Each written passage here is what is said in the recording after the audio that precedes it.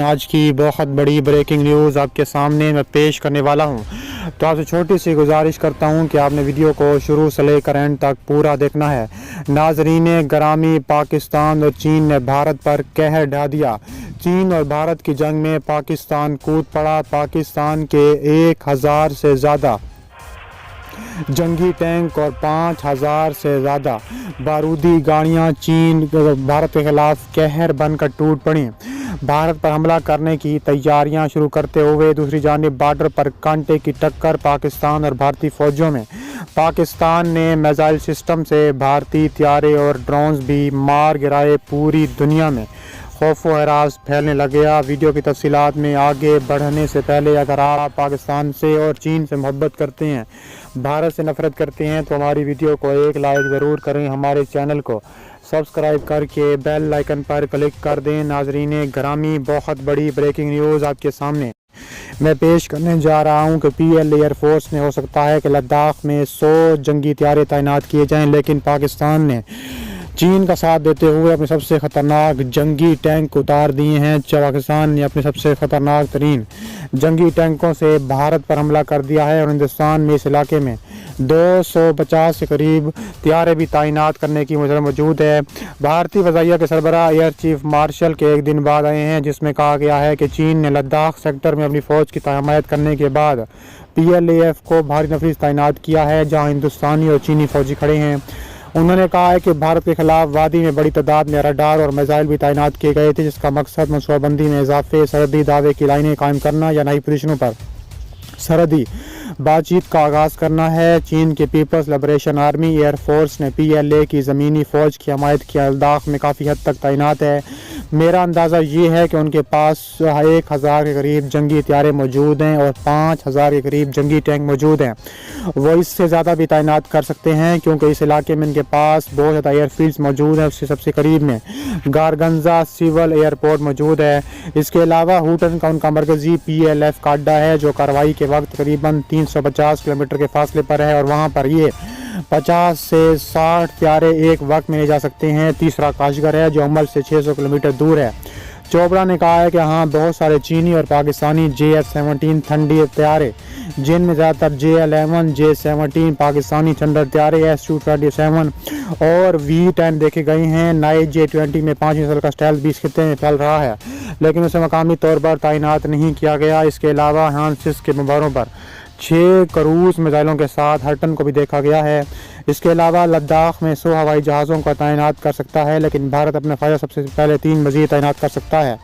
اس کے علاوہ ہوٹن کا مرکزی فضائی اڈا ہے۔ خطے میں بڑی تعداد میں ریڈار اور میزائلوں کی تعیناتی کے بارے میں بڈوریا کے تبصرے کے سلسلے میں ایئر مارشل چوپڑا نے کہا ہے کہ اے ایف نے بھی ریڈار اور فضائی دفاعی میزائلوں کے ساتھ سامنے رکھا ہوا ہے۔ اس کے علاوہ اسلحے کی صغیرہ اندوزی میں اضافہ ہوا ہے۔ اس کے علاوہ مستقل طور پر پوزیشن میں رہنے والے جنگ شامل ہیں۔ IMF کے ہیلی کاپٹر اور ٹرانسپورٹ طیارے بڑی تعداد میں کام کر رہے ہیں۔ بڈوریا نے کہا ہے کہ چینی طاقت کی پوزیشن سے مذاکرات کرنا چاہیں گے، وہ بعد میں بات چیت کرنے سے شروع کرنے سے پہلے ڈی ایسکیلیٹ بھی ہو سکتے ہیں، لیکن مجھے لگتا ہے کہ ہندوستانی مسلح افواج کی جگہ اب اچھی طرح سے موجود ہے اور سیاسی اور فوجی دونوں ہی ارادے کو مضبوطی سے کھڑا ہونا ہے، اور جب دھچکا کام آتا ہے تو مناسب جواب دینا ہوتا ہے۔ چینوں کی طرف سے کسی بھی طرح کی غلطی بیوقوف ثابت ہوگی۔ اس بات کو تسلیم کرتے ہوئے چینی مسلح افواج بہت بڑی تعداد میں دوسرے درجے کے اڈوں سے مزید قوتیں لے سکتے ہیں۔ چوپڑا نے کہا ہے کہ چینیوں کو ہندوستان کے خلاف تمام مسائل کا استعمال ممکن بنائے گا، کیونکہ بیجنگ کو اس معاملے میں مسائل کا سامنا کرنا پڑ رہا ہے۔ پاک فوج نے لائن آف کنٹرول پر بھارت کا ایک اور جاسوس ڈرون طیارہ مار گرایا ہے۔ پاک فوج کی شعبہ تعلقات عامہ ISPR کی جانب سے فراہم کردہ تفصیلات کے مطابق پاک فوج نے بھارتی جاسوس ڈرون کو مار گرایا ہے۔ جاسوس ڈرون 500 میٹر تک پاکستان کے دور میں گھس آیا تھا۔ اس کے بعد پاک فوج نے بروقت کارروائی کر کے ڈرون طیارہ مار گرایا۔ مزید بتایا گیا ہے کہ گزشتہ لائن آف کنٹرول کے نوشہری سیکٹر پر بھی بھارت کا جاسوس ڈرون مار گرایا گیا ہے۔ واضح رہے کہ حالیہ کچھ برسوں کے دوران بھارت نے لائن آف ایکشن کنٹرول پر اشتعال انگیزیوں میں اضافہ کیا ہے۔ اب تک پاک فوج کی لائن آف کنٹرول پر درجنوں مواقعوں پر بھارت کے جاسوس ڈرون بھی مار گرا چکے ہیں۔ بھارت کو عبرتناک شکست کھانے کے بعد بھارت کی نظریں آزاد کشمیر پر لگ گئی ہیں۔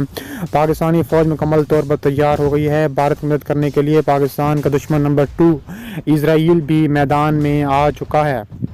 اس کے علاوہ بہت بڑی تعداد میں انہوں نے کہا ہے کہ دوسری بات یہ ہے کہ کل صبح ایک کمانڈنگ آفیسر کی چین کے ایک مقامی کمانڈر سے ملاقات ہوئی تھی۔ رات کو جو واقعہ ہوا ہے، اس کمانڈر کو مار دیا گیا ہے جو دن میں بات چیت کر رہا تھا۔ چین نے کہا ہے کہ آپ یہ بات بھول جائیں، یہ آپ کا علاقہ ہے، کیونکہ وہ ان کا علاقہ نہیں تھا بلکہ بھول کر اپنے علاقہ سمجھ کر ادھر چلے گئے تھے۔ واضح ہے کہ برطانوی اخبار نے اس حوالے سے دعویٰ کیا ہے کہ لداخ میں بھارت کے 34 سے زائد فوجی لاپتہ ہو گئے ہیں۔ تفصیلات کے مطابق لداخ میں چینی اور بھارتی فوج کے درمیان صورتحال مزید کشیدہ ہو چکی ہے۔ اس کے علاوہ جس کے بعد لائن آف ایکچوئل کنٹرول پر گلوان وادی میں بھارت اور چینی فوج کے درمیان شدید جھڑپیں ہوئی ہیں۔